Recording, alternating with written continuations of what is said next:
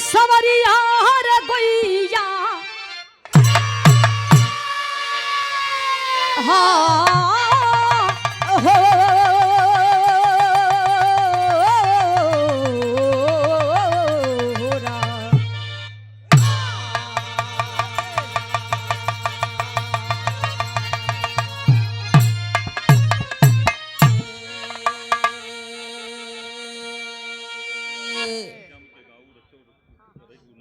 हमारे कवि जी चार लाइन भूमिका के अंदर बड़ा सुंदर भाव लिखत है। कैसे मास्टर? कैसे?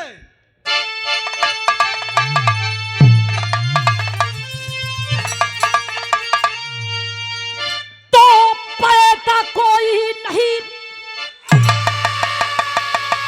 अरे तो पैदा कोई नहीं जो करे सामना, अरे हाथ हमसे मिला ले जंग में, उसके पौरुष की पूरी करूं कामना, अरे पीर पंजा मिला ले पीर के ढंग में, कि हौसला है हिमालय अटल साधिना, अरे तू बंसी का हंसी सच्चा कुरु रंग में, है गुरु महेंद्र समाबादिना, अरे खून खवला है साये उमंग में।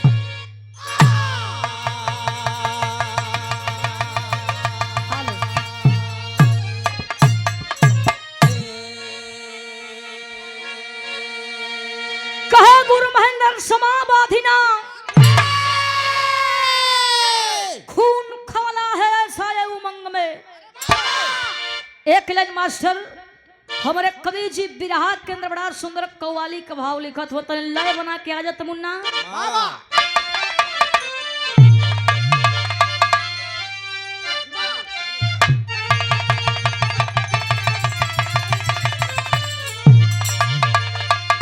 देखा भैया, पहले के जमाना से अब के जमाना से बड़ा अंतर हो गई है।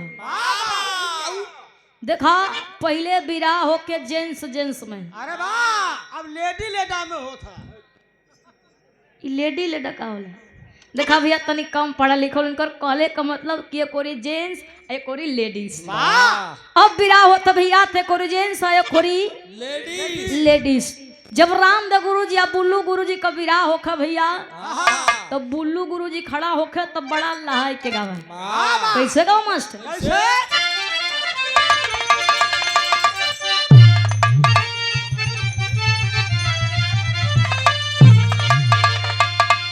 अरे तय की बाती,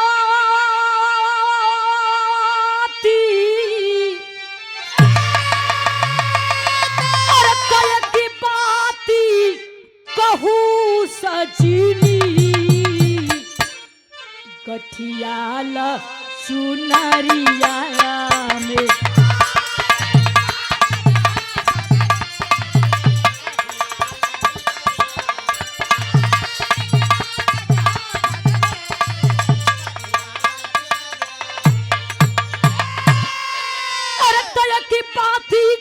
सजनी, अरे गठियाला चुनरिया में, अरे तो गठियाला चुनरिया में, बिनी मोली,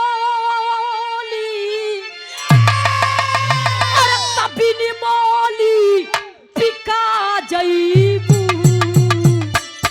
माया के बजरिया में।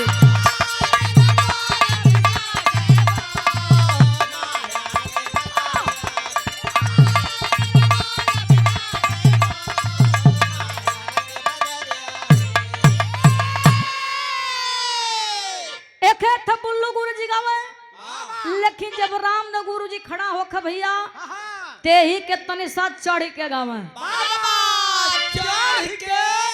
उहा राजा हारमोनिया के पत्ती पर कैसे?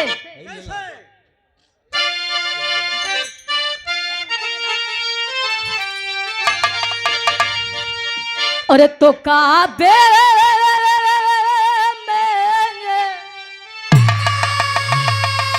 अरे तो काबे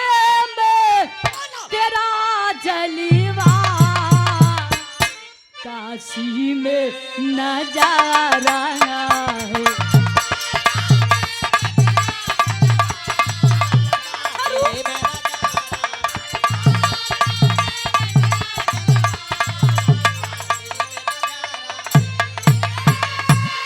अरे तो काबे में तेरा जलवा, काशी में नजारा है। अरे काशी में नजारा है तो हमें भी, अरे तो हमें भी तो प्यारा है, हमें वो भी तो प्यारा है।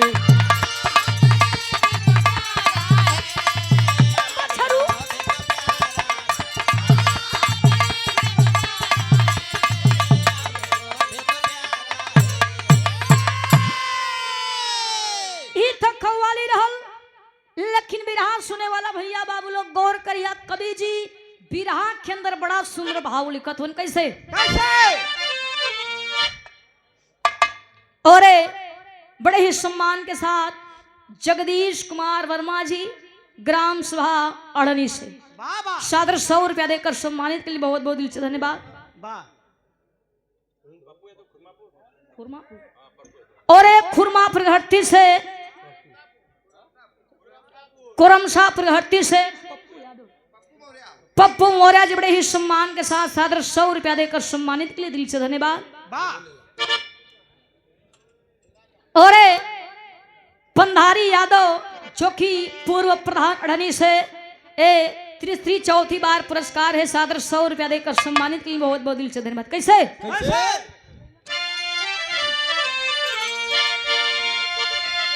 कि धरती परी, अरे तो धरती परी नहीं कोई, लहू सागर बहा दूंगा।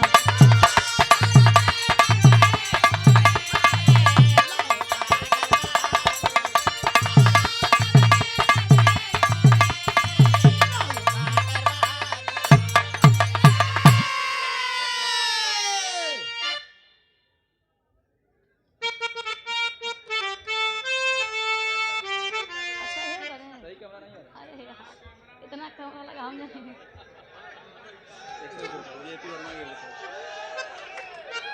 JP Verma advocate, JP Verma advocate. और बड़े ही सम्मान के साथ हमारे जेपी वर्मा एडवोकेट साहब जी पंखुड़े में गोथा हुआ पुष्पहार और सादर 100 रुपया देकर सम्मानित के लिए बहुत बहुत दिल से धन्यवाद। क्या बात। और तो धरती परी, अरे तो धरती परी नहीं कोई, लहू सागर बहा दूंगा।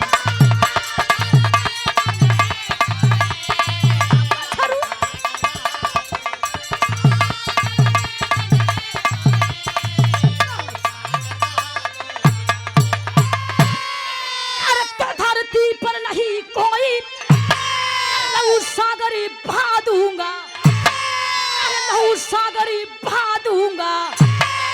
आए जो, अरे तो आए जो तुम्हारी कोई, बालों से चला दूंगा।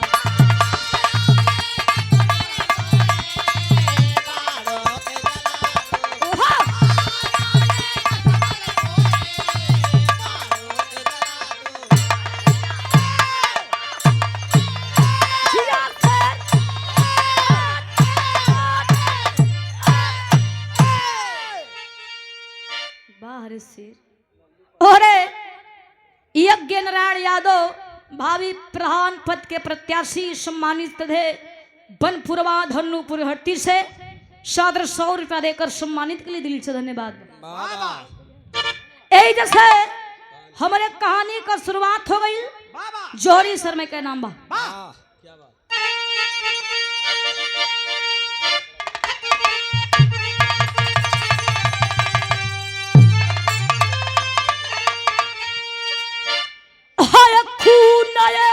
ही ऐसा जो आपस में टकराता, बलवान भले गज भैसा जब फारिस जब मर जाता, पांडव जब टकराए मनमोहन बहुत ही मनाए, भीष्म घबराए, दुर्योधन को समझाए, धरा हो जाई प्रबंध की थाती, की याद बुराई होगा सकून की छाती।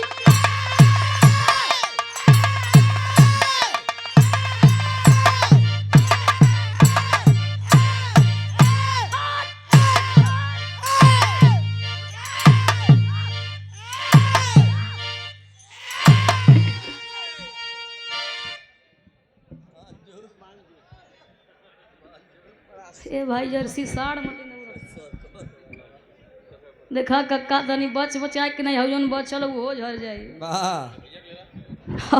और राजेश बिंद जो कि बड़े ही सम्मान के साथ हमारे भूसलपुर प्रधान जी के तरफ से सादर 100 रुपया देकर सम्मानित ली। प्रधान जी के छोड़ों पड़ा।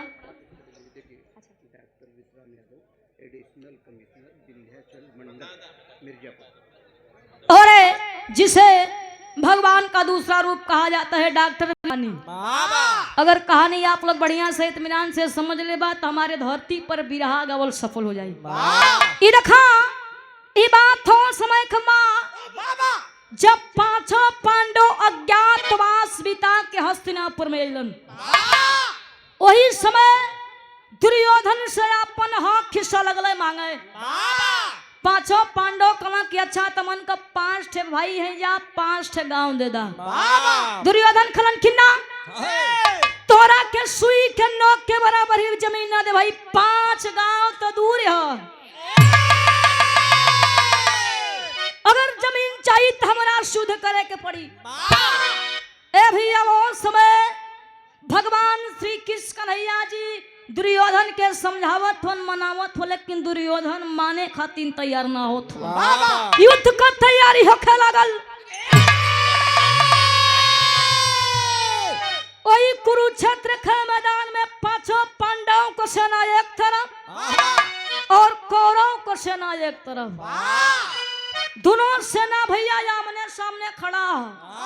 युद्ध शुरू होके जात बा तब तक वही समय एक ठे छोट सा लइका, छोटा सा हाथ, छोटा सा पांव, छोटा सा तरकस, छोटा धनुष लेके वो कुरुक्षेत्र के मैदान में गई बा। जब दोनों ओर का सेना देखला कला कि अरे ये कुरुक्षेत्र के मैदान में छोट सा लइका जा का करते कि यहाँ से भागा भाग लइका भाग। ए बड़ो थोड़ी डाला। ए भैया लइका कहा था कि सुना ये दोनों ओर का सेना मार जवन अल्लाम बल्लम गदा ले के मार भाजात हुआ। ये दोनों ओर का सेना या के हमसे फरियाली हमार कुछ कह ना पाई।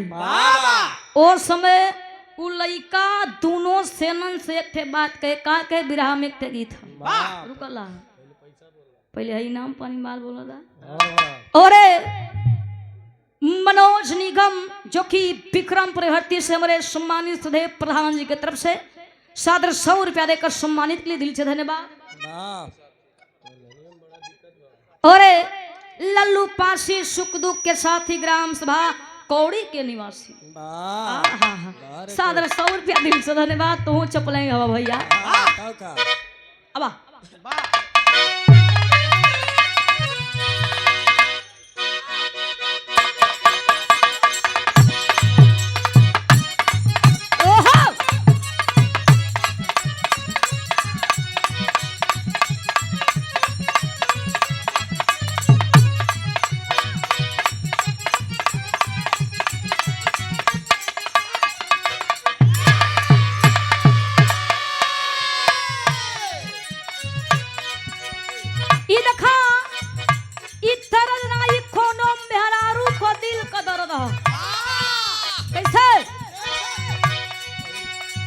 पहली रात पायल तुरला, पहली रात पायल तुरला, दूसरी रात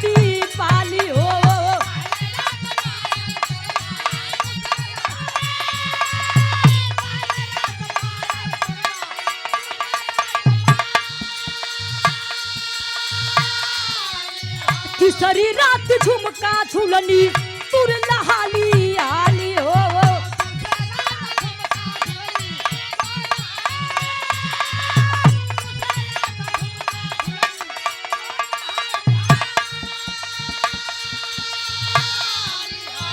नहीं हरि अपना देवयो रहनवा राजा जी नहीं हरि अपना देवयो रहनवा राजा जी तमाजा मारे में पुरला नए नए रहनवा राजा जी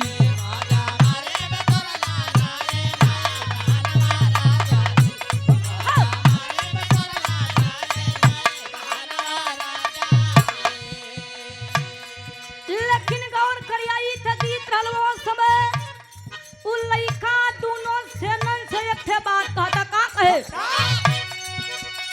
कि के पिया वाला सैतना अरे के कर माई तू भी हो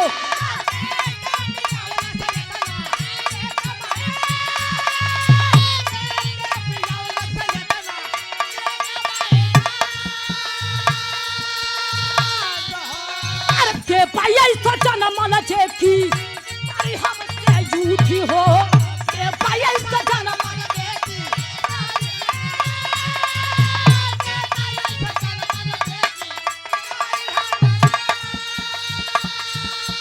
अरे छाना भर में हाथा ले परनवा राना में अरे छाना भर में हाथा ले परनवा राना में तकी नती की ना न पाई मरली अरे पाता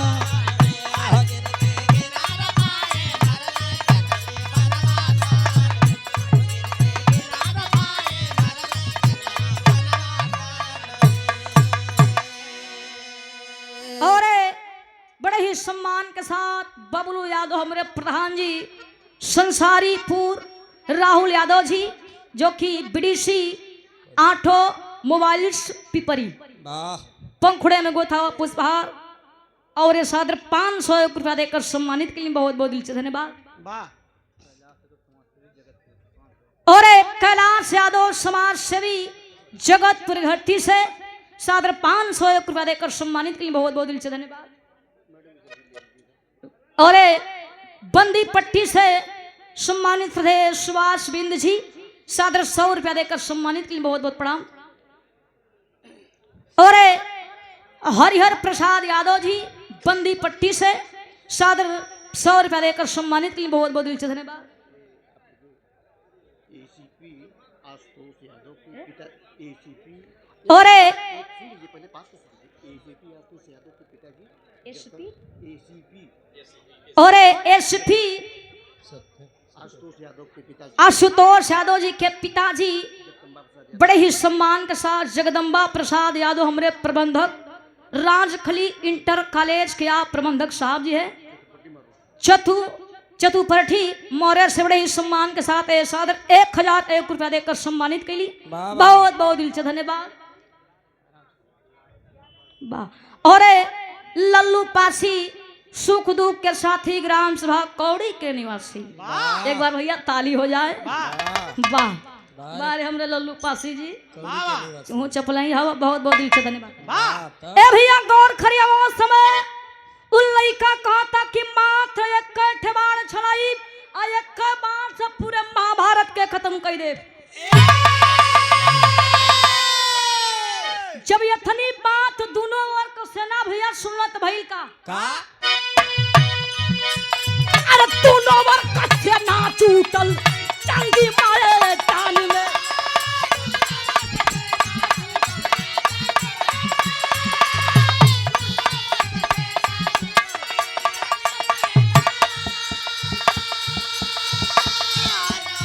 छोटिया फुलावे सब ही अपने मुंह मान ले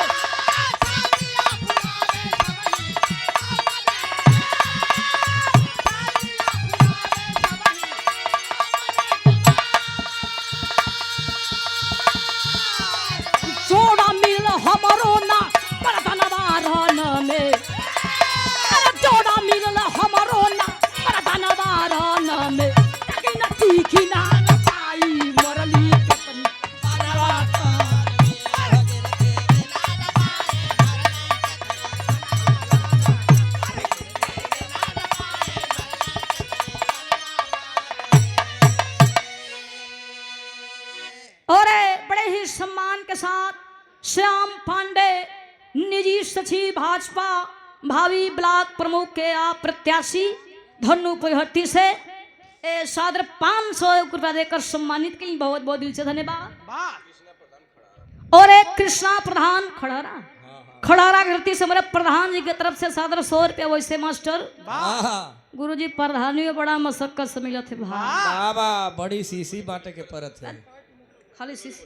अच्छा दोनों अच्छा। और राजेश प्रसाद कन्हैया मेडिकल स्टोर आपके यहाँ मनुष्य और पशुओं की सभी अंग्रेजी दवाइयाँ उपलब्ध है। बाबा हम जल की मीट उट मिले इस सादर पशु डॉक्टर कन्हैया लाल प्रजापति जी उनके पिताजी यानी हमारो पिताजी भैलन श्री डॉक्टर रामोजी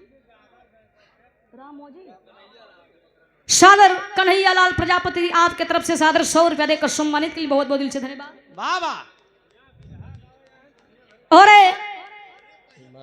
परचा ही ना हो तो 6 मार्च 2026 बिरहा का शानदार मुकाबला रखावल गई बा। सम्मानित थे महेंद्र बच्चन जी और साथी कलाकार उजाला यादव जी। ग्राम सभा कहां से कौड़ी की धरती पर बिरहा का शानदार मुकाबला रखावल गई बा। महेंद्र बच्चन जी और उजाला यादव जी। तो आप लोग जाएं जाओ कार्यक्रम का आनंद लें जा और अपन आशीर्वाद दें जा। सादर 200 रुपये बहुत बहुत दिल से धन्यवाद बा। ए भैया गौर करिए वो समय लइका कहा था कि हमार जोड़ अब वही धरती पर ना केहू पैदा हो ना पैदा होई।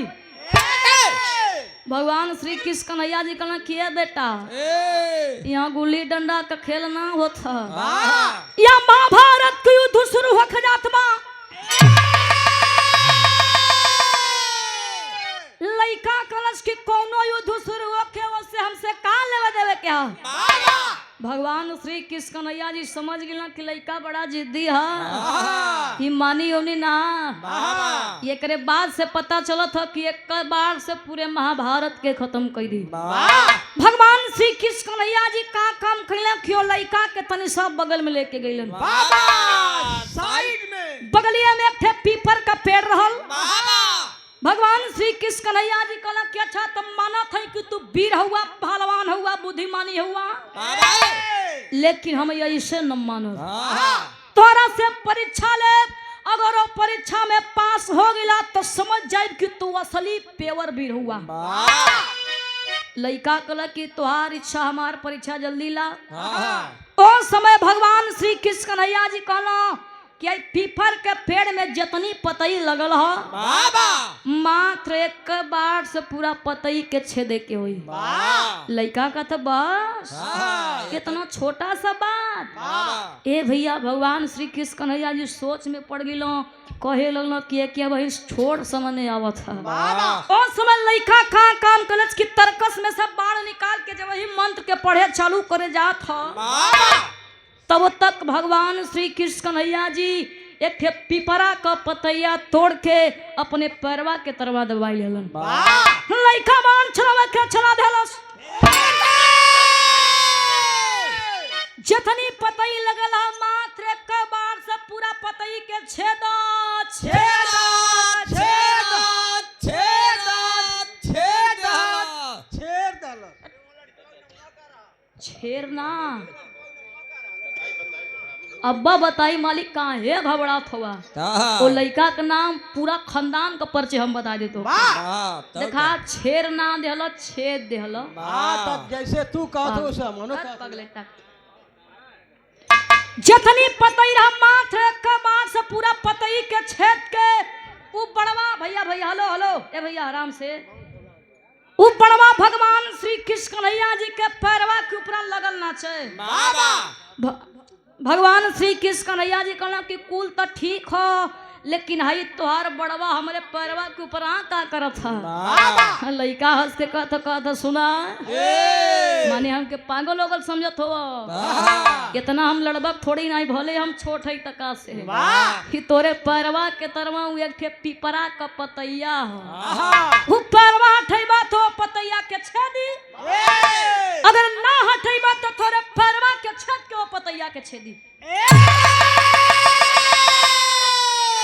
भगवान श्री कृष्ण कन्हैया जी भैया डर के मारे ऐसे पीछे हट गईला। बाबा कहला कौनो ठीक ना सरवा गोड़वो छेद दे।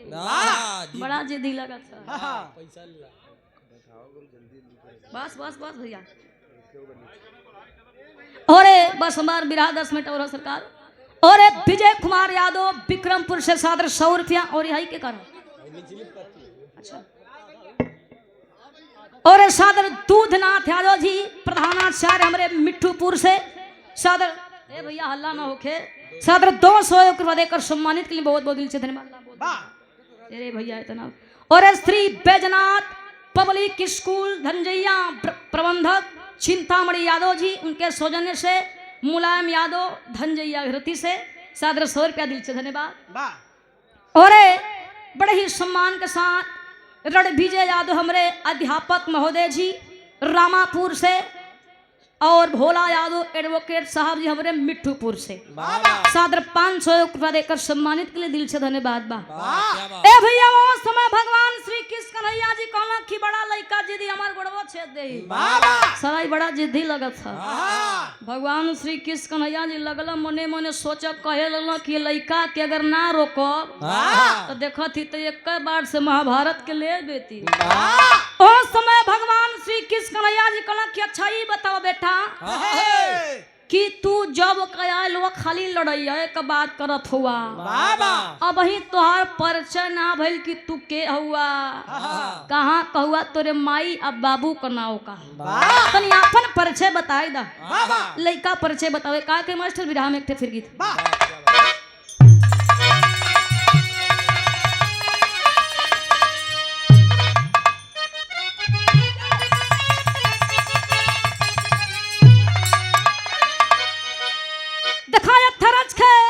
स्वर्गीय रामदेव गुरु जी अपने जवानी ख्याला में बड़ा रगड़ के बड़ा मचल के गावत रहा भैया। कैसे गावत रहा? अरे तो गवना करा पिया घर बैठले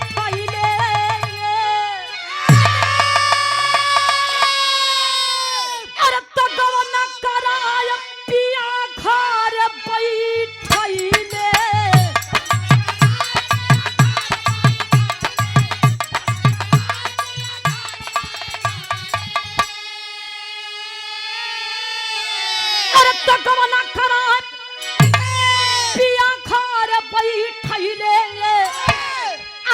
अपन कोइलर में लागल रे मीरा मोही दादा दी के भागल रे मीरा मोही।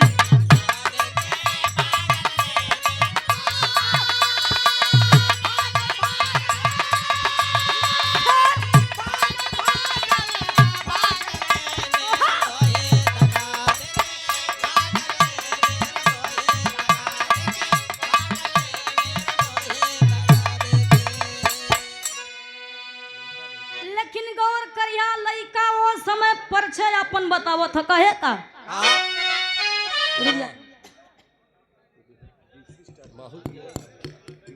पतला का तो बड़ा मोट है। और बड़े ही सम्मान के साथ विशिष्ट अतिथि हमारे धीरज तिवारी जी PWD मिर्जापुर से। देखा भैया यो जरूरी है सर। वो जरूरी है मालो पानी जरूरी है। इस सादर 1001 रुपया देकर सम्मानित के लिए बहुत बहुत दिल से धन्यवाद। गौर करे विराम 5 से 7 मिनट तक और बा लड़का परिचय बतावे कहाँ का है।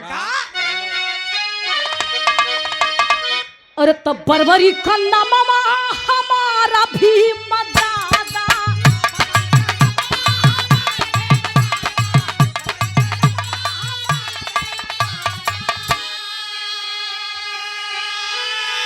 अरे तो बरबरी कन्ना मामा हमारा भी मदादा अरे तो हाथियों के तेले पर छारी हो उनके पहला छारी हो।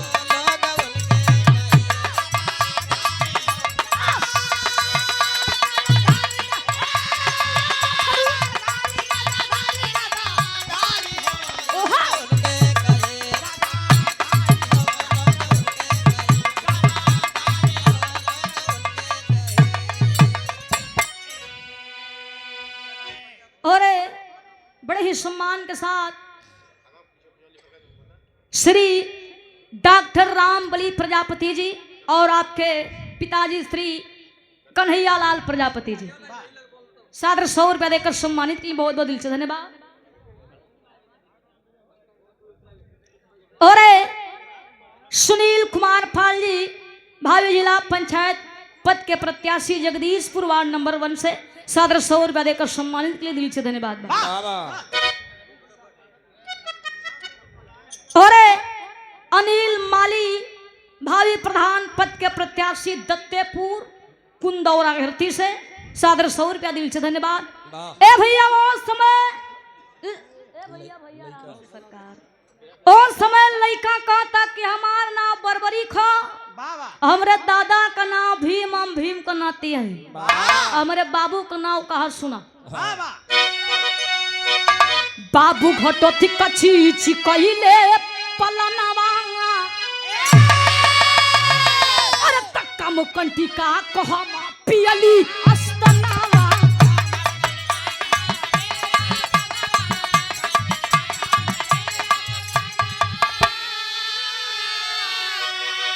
अरे तो हमारू मरिया के देखा न कान्हा अरे तो हमारे उमरिया के देखा न कान्हा तो हमसे भगे थारा के थनु थारी हो उनके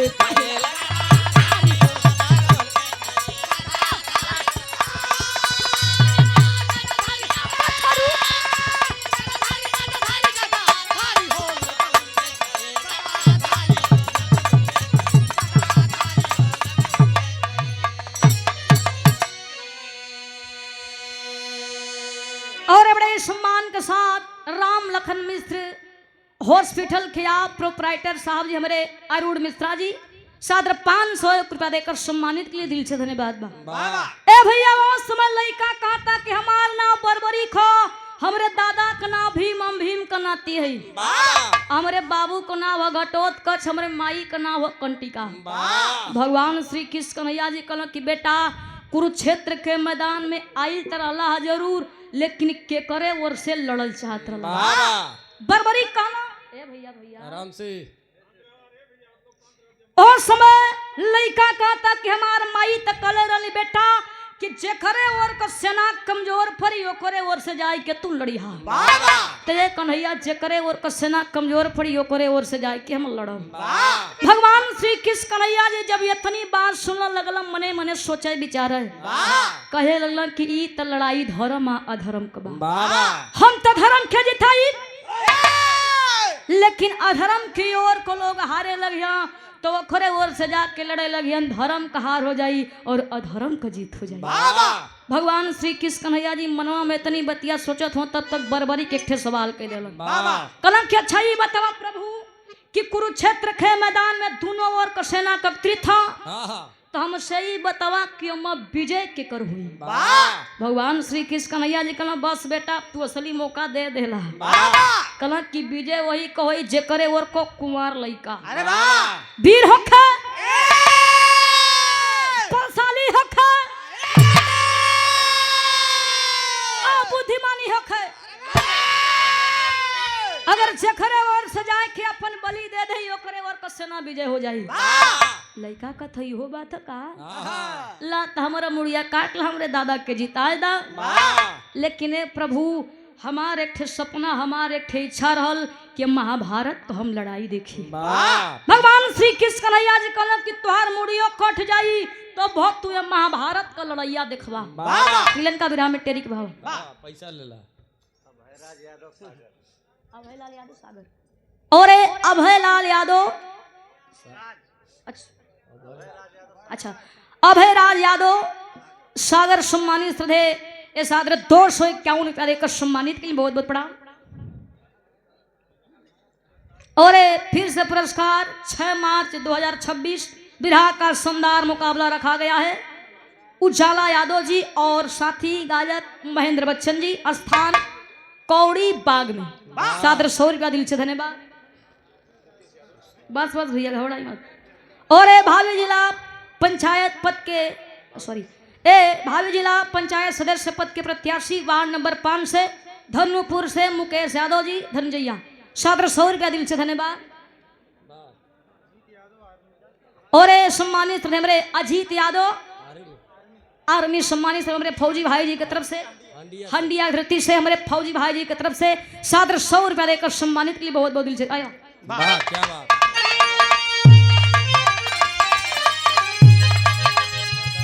अरे तम मर्दानमा केहू ना रोकी बनवा भैया मर्दानमा केहू ना रोकी बनवा अरे तब कर समर भूमि में कट जाई गर्दनमा यार गर्दनमा यार गर्दनमा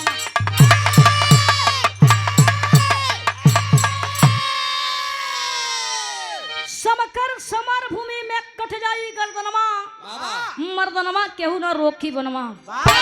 और समय बरबरी का अपन मुड़िया काट के भगवान श्री कृष्ण कन्हैया जी के दे देलन। भगवान श्री कृष्ण कन्हैया जी ओ कटहल की मुड़िया के नीलगिरी पर्वत पर रख देलन। कहला कि तू वही जैसे ये पूरे महाभारत का लड़ाई देखबा। ओ समय भगवान श्री कृष्ण कन्हैया जी कुरुक्षेत्र के मैदान में जब अइलन तो भइल का मास्टर ई बिरहा का आखिरी तरज होता।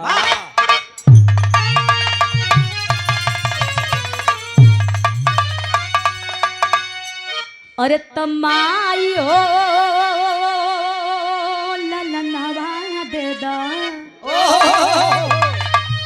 बहिनी हो बिरनवा दे दा।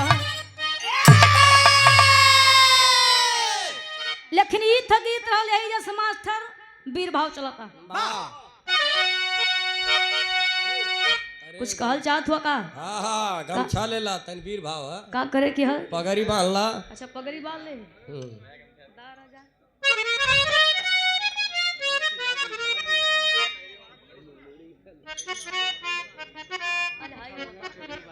वही तो खुश है। वाह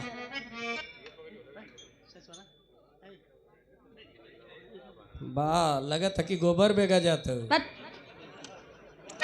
यार हम तो गोबर फेंक वाले दिखा थी। वाह जब घोर बेइज्जती करत हवा। आवा मास्टर क्या बात।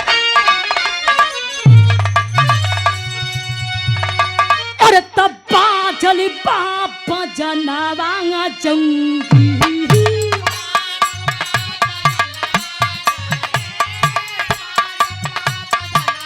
अरे भीड़ी कइले तबनवा जंगी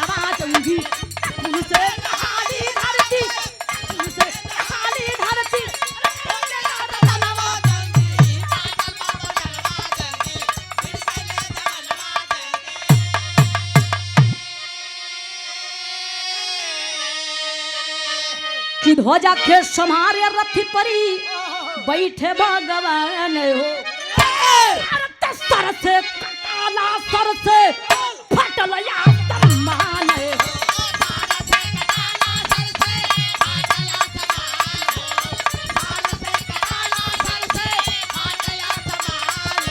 अरे रोवेली चनना जंगी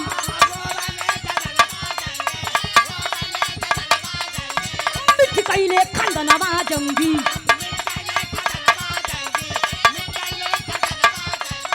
पूरा होई कैले सुना अरे पूरा होई कैले सुना तकनी के सपनवा जंगी रोवेली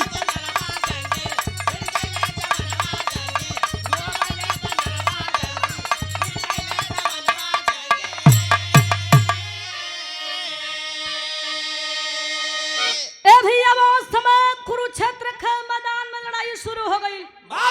धुआंधार लड़ाई होत बा धरती खून से लहूलुहान हो गई। ओ कुरुक्षेत्र के मैदान में लाश पर लाश गिरे लेकिन उलसिया केहू से गिनले न गिना। दू जने के उस समय बड़ा चिंता होखे लागल। उड़हला के मास्टर बिरहा में पपट भाव और ये बड़े ही सम्मान के साथ हमारे और सुभाष यादव जगदीश प्रगति से ट्रैक्टर वाले। वाह, माता रानी तुम्हारी स्टीयरिंग बना के रखे रहे। वाह सादर 100 रुपया दिल से धन्यवाद। वाह, बना के रखे रहे। यहाँ का भाषा है अच्छा, काम बना के रखे रहे। और ये तारकेश्वर यादव जी हमारे कोटेदार साहब जी जगदीशपुर से सादर 100 रुपया दिल से धन्यवाद। अब वाह क्या बात,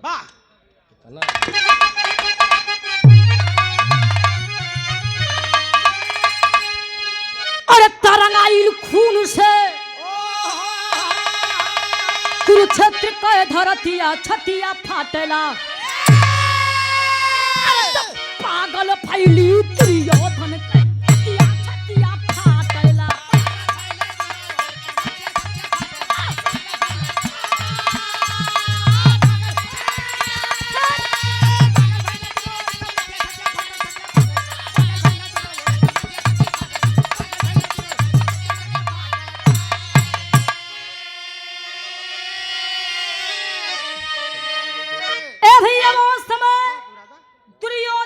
शकुनी के बड़ा चिंता होखे लागल। शकुनी जवन उनकर मम्मा रहला भैया, जवन पासा खेलावत रहा, जवन पासा खेलावत रहे भैया, लगलो मने मने सोचे कि इधर का सेना 5 ठे और उधर का सेना 100 ठे, फिर भी हमार सेना मारल नहीं। कौर करिया बिरहा सुने वाला भैया बाबू लोग कि जवन कुरुक्षेत्र के मैदान में लसिया गिरे, जवन लाश केहू से गिनले न गिना, उ लसिया होत का रहे। बिरहा में आला का भाव।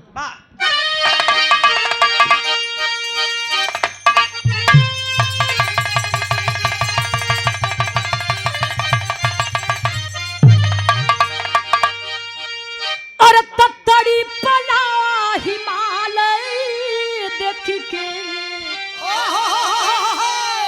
पिली खेला सदरवा। अरे तो गईले हमारा जखू तो सुना थर्रा।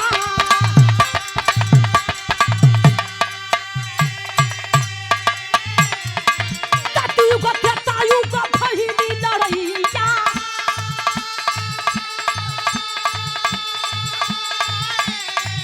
अरे तायु का भहिनी लड़ैया।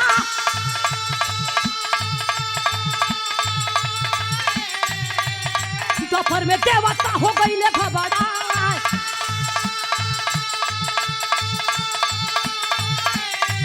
अरे लसिया दबला धरती में।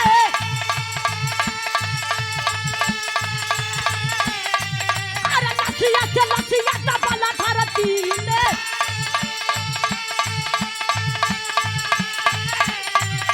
तो गिन लेना लसिया हो केहू से गिना।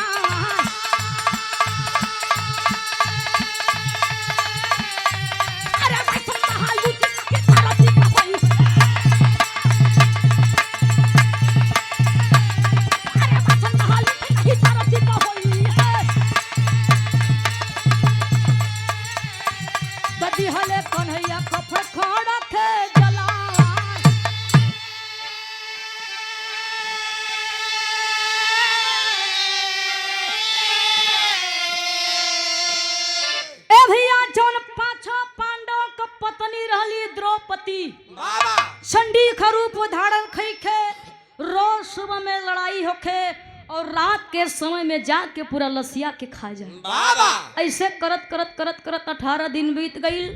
महाभारत का लड़ाई 18 दिन तक चलल बा। महाभारत की लड़ाई 18 दिन तक चलल बाबू। और समय 5 पांडवन को जीत हो गई और कौरवन का हार हो गई। 5 पांडव भैया जीत गए तो भीम के अंदर लगा 5 पांडवन के घमंड हो गई। भीम अपन भैया गदा वदा लेके लगला भाजा। ई महाभारत का लड़ाई हमारे वजह से हमारे बले पर जीतल गई। अर्जुन कहला भैया सुना, तू ही नहीं जीतला, ये हमारा वजह से लड़ाई जीतल गई। फिर कहला छोड़ा हटावो, एकर फैसला भगवान श्री कृष्ण कन्हैया जी स्वयं करिए, वही जब चला। भैल का मास्टर बिरहा का आखिरी भाव खड़ी के भाव में का नाम है।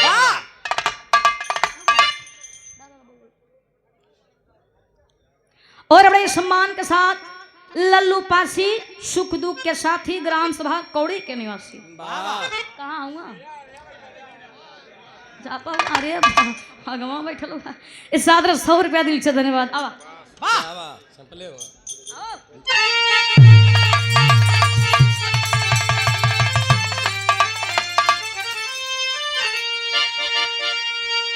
अरे तो चलो ले कुंवरी कन्हैया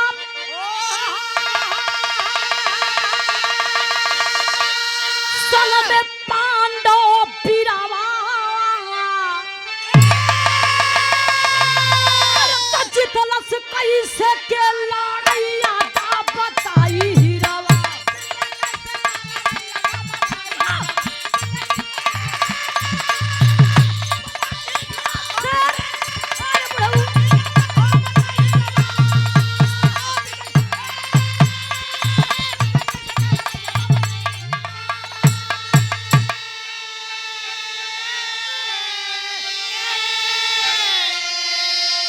अरे तमुड़िया बोलल झूठो करेला गुमान हो। अरे तब ही के नामा में मरले भगवान हो।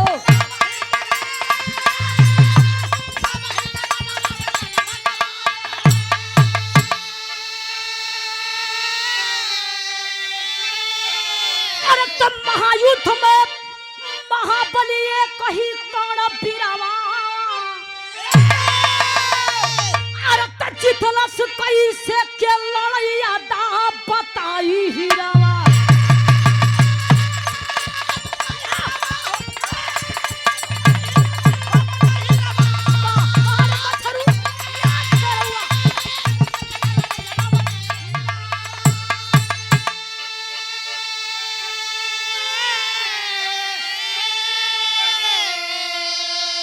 गौर करिए हमारे बिरहा कई आखिरी पॉइंट हो।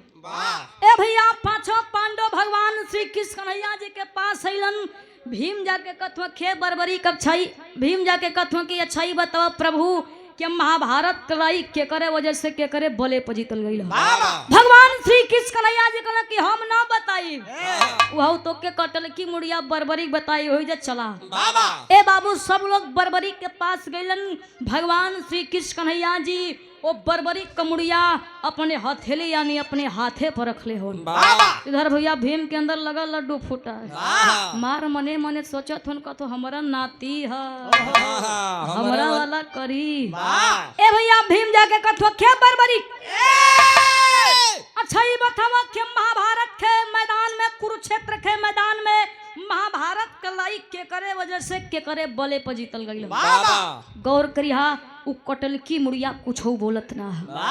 भगवान श्री कृष्ण कन्हैया जी कहला कि बरबरीक तोही के समझावे के बा तोही के बतावे के बा का सही और का गलत है।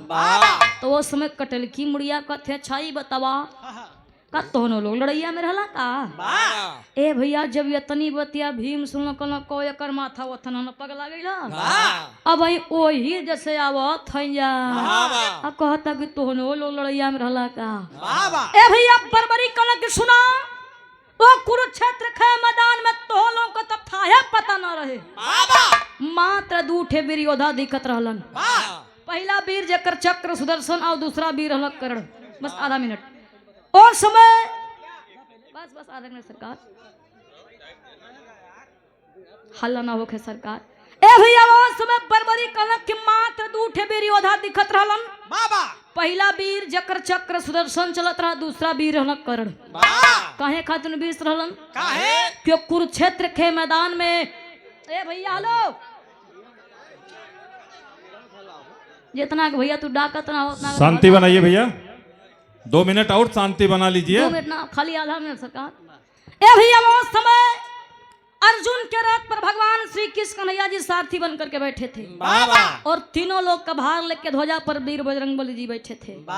जब अर्जुन बाण चलाओ भैया तक कर्ण करथिया 3 हाथ पीछे जाए लेकिन जब कर्ण बाण चलावे तो अर्जुन करथिया 1 हाथ पीछे जाए तो भगवान श्री कृष्ण कन्हैया जी कहला जियो करण जियो शाबाश करण शाबाश।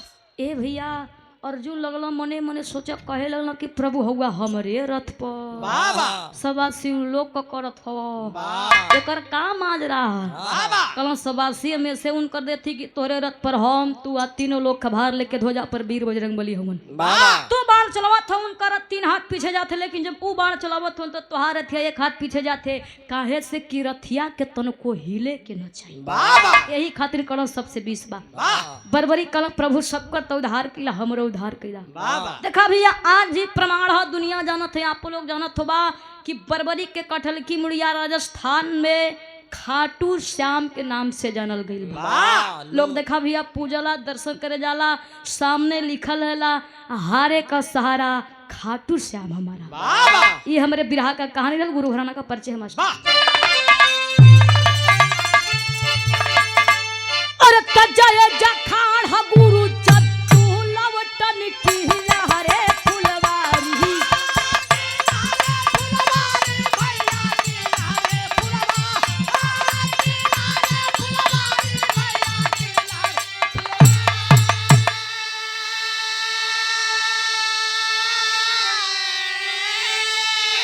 अरे तो फिर से सीन नारायण रामदार की तैयारी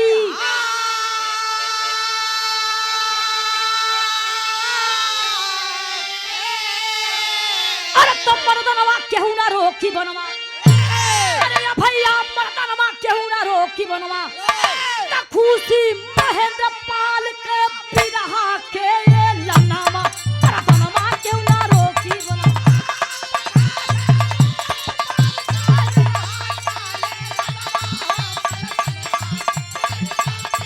हरिया बतवले जा हरिया बतवले जा हरिया बतवले जा हरिया बतवले जा गुरु हमारा भूला ली जा हरिया बतवले जा